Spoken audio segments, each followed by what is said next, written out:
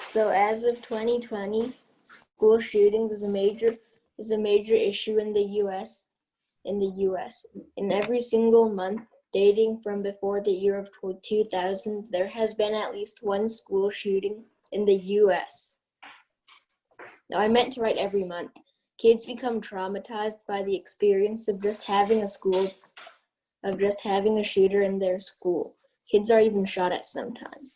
Imagine going to school late one day to find your school teacher along with 5 students lying unconscious on the floor with materials scattered.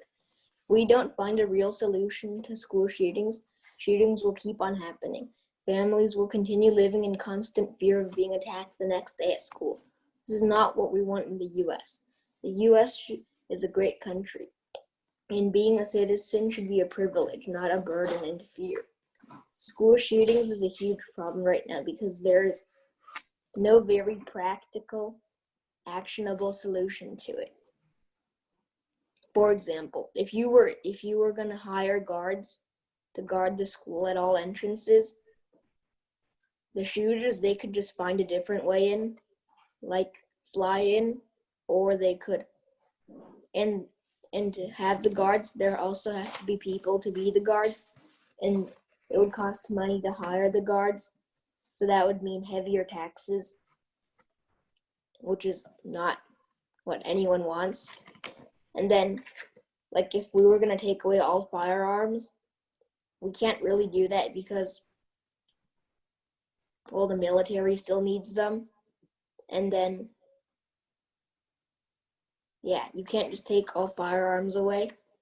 So now we know that you can't stop school shootings by force. So you have to go to the cause of school shootings. The shooter wants to kill as many people as he or she can, before he shoots himself dead. So the solution to this is having a small school, because if there's only like 40 people, the shooter won't really go for that place because there's not many people anywhere. And then small schools will also help teachers build stronger relationships with the students because there's only so many students. And then teachers will also let students feel, and students won't let students feel isolated and neglected, which is also a high risk factor for students becoming shooters. Fortunately, the small school movement has already begun. Some places in New York have already started. I hope that you think that small schools are also good. Okay, thank you, Charlie, for that. Well done, well done. Questions? Yes, Ashley? So, since you said that these school shootings happen because the killers want to kill as many people as they can before they kill themselves, I'm going to assume that I'm going to just go with the logic that many killers also go to schools because there are a lot of people there, since that's also what you implied. In that case, do you think that if school shooters won't find as many people at schools, they'll turn to other places to do their shooting, like malls, for example? Interesting implication question. Charlie, what do you think about that? Well, this is my first draft. I don't know really much, but I would assume that they might, but they also may not, because if the shooter had like a very destined target to go for that school, but then the school just suddenly became only 40 people, they might just be really disappointed, and then they might not go for anything anymore. Okay. Eric? One thing that I will say is that I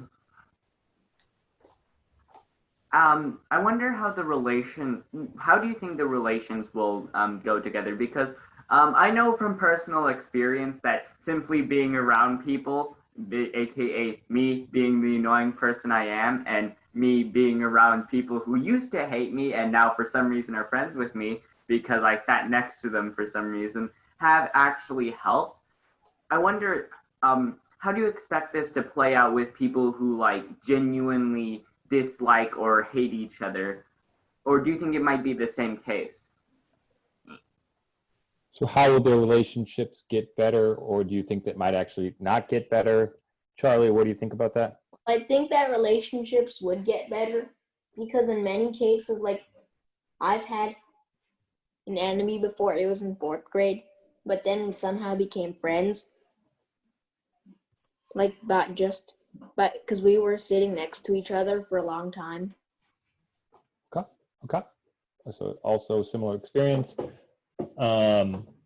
And before we hear from your mom, I do want to like give you a little shout out in terms of that like ethos that you put in about America's a great country. It deserves to be privileged. That was great. We love that ethos. And it seems like, I'd seen your first draft. It looked like you went a little bit off script there, like you were just presenting from it, which you don't have to do. You can just read it rather than like feel like you have to summarize it. I'm not sure if that was a technical difficulty or something, but I do want people to know that like you don't have to do that. Charlie's mom, what do you think? Were you convinced? Reactions to it? Yeah, first of all, I think that's an interesting topic because it's happening, as Charlie said, from his data, it's happening every day. It's a serious problem. I remember a few years back when Charlie was in elementary school, we got a text message from a school district that the school is in emergency mode, and we're very concerned, and parents are calling each other and calling the school districts to trying to find out what is happening. So I think this is a problem of our society we need to solve, and we need to try to find a solution to that. I think that's a very good effort to try to find a solution for that. And for the proposal of Charlie's solution to have smaller schools, I think that's a very creative and way to solution. Also have some data backed, even though I think from a logical point of view, there can be more grounded, the first two proposals, you don't want to increase the tax money to put more guards in school, and also you don't want to put more arms force in the school because that's not applicable. I think this is a very good starting point, and I'm very interested to have more discussion with Charlie on that. And I think, yeah, I can see he's very passionate about this subject, and yeah, and also students give good feedbacks to each other. That's impressive.